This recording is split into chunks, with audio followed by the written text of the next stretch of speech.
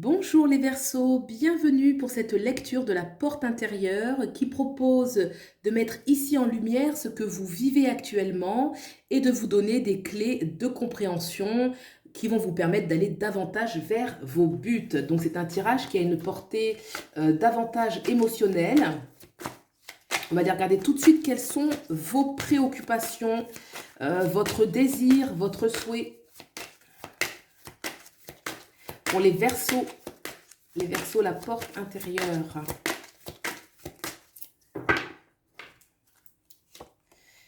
Et on a le 3 d'épée dans les préoccupations. D'accord. Alors, quelles sont les ressources pour parvenir à cela? On a l'impératrice. D'accord. Donc, ça, ce sont vos ressources. Quelle est votre énergie à vous? Est-ce qu'elle est en phase ou pas avec tout cela? Là, vous êtes dans le 8 d'épée. 8 of challenge. Qu'est-ce qu'il faudrait laisser de côté, les Verseaux? L'ermite. Quel est le conseil qu'on vous donne, les Verseaux? Le roi de bâton. Pour aller vers quel résultat? Le 3 de bâton. On va demander une carte à l'oracle Murmure de Ganesh, qui est une merveille de sagesse, qu'on retournera à la fin en petit bonus. Alors, je rentre quelques instants dans le tirage.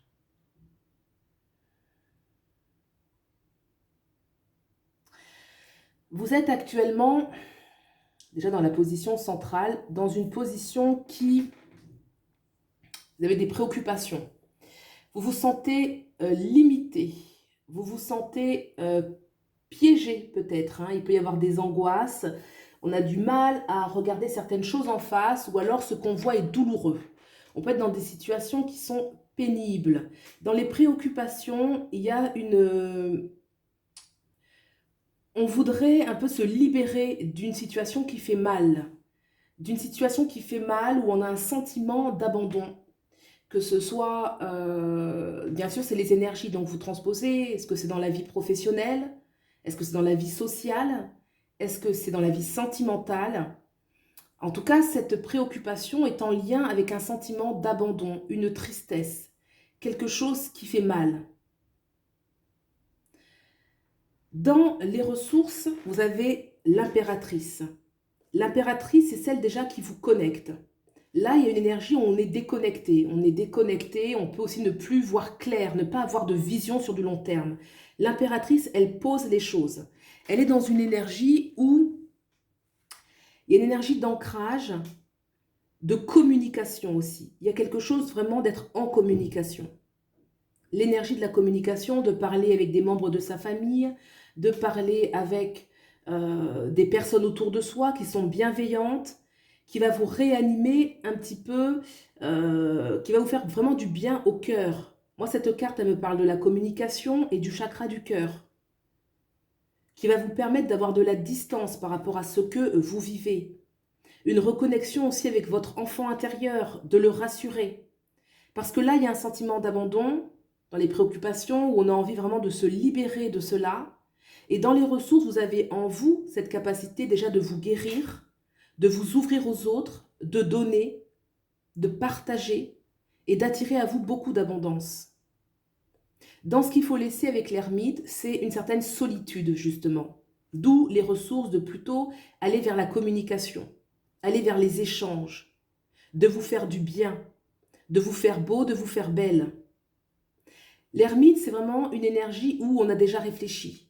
On est resté à l'intérieur de sa grotte, et certainement qu'il y a des ressources à l'intérieur de vous, mais que ce temps de réflexion, aussi poussé soit-il, ne va pas vous libérer, parce que là, il y a vraiment dans l'énergie centrale quelque chose où on se sent figé. Bien au contraire, le conseil qu'on vous demande avec ce roi de bâton, c'est de développer un petit peu, de réveiller vos désirs. Réveiller votre soif un petit peu, votre appétit de la vie. De vous reconnecter avec votre feu intérieur. D'avoir envie d'être un peu maître de sa destinée. De reprendre les choses en main. De recroire en vos rêves. De croire à nouveau en vos rêves. d'aller puiser à l'intérieur de soi aussi pour trouver une force, la force un peu du feu, hein, parce que là, on a l'énergie de la terre dans les ressources. Il y a quelque chose pour vous, les Verseaux, vous pouvez aussi communiquer avec les êtres, avec les autres. Et là, on vous demande de vous reconnecter avec votre, vous voyez, l'impulsion de vie, le désir, qui va conditionner aussi la créativité, l'envie de prendre de l'avant, de se réveiller. Ce roi de bâton, c'est un archétype qui est en vous et qui vient clairement libérer le personnage central, qui est plutôt figé, qui se sent opprimé, de dissiper un petit peu cette solitude par l'ermite, la réflexion. Là, on est dans une énergie d'action, au contraire justement de ce côté d'inertie et de... où on est vraiment dans trop de réflexion, dans trop d'isolement. Le roi de bâton, il y a vraiment une énergie de feu où on reprend les choses en main, on canalise un petit peu les choses et on va décider de son destin. C'est une belle carte. C'est un archétype, une énergie archétypale que vous portez en vous et qui va vous libérer. Pour aller justement vers ce 3 de bâton, le 3 de bâton, une fois qu'on s'est connecté de nouveau à sa force intérieure, on est capable d'émettre des vœux et de prendre de l'avant. Vous voyez, c'est comme si ce personnage, il est sur un nouveau départ, il s'est reconnecté à son cœur, il s'est reconnecté à ses rêves, et elle envoie 3 bougies, comme ça c'est très joli, hein, dans la rivière, et elle croit, elle est sûre que cela va se réaliser. Vous voyez, c'est un nouveau départ qui est accompagné de magie, la magie du feu.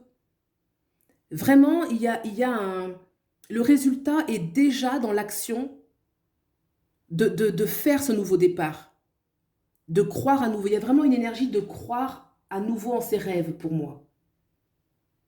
Il y a quelque chose, que ce soit professionnel, social, familial, qui vous a plombé, qui vous a préoccupé, qui vous a fait mal, qui vous a mis dans un état de détresse, qui vous a plongé pendant un certain temps dans une certaine solitude, dans de grosses remises en question.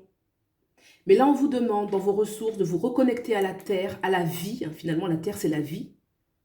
De vous reconnecter à votre enfant intérieur, de reprendre la communication autour de vous. Vous voyez, ça fait penser un peu à Mère Nature. N'hésitez pas aussi à être dans la nature, pourquoi pas, vous reconnecter.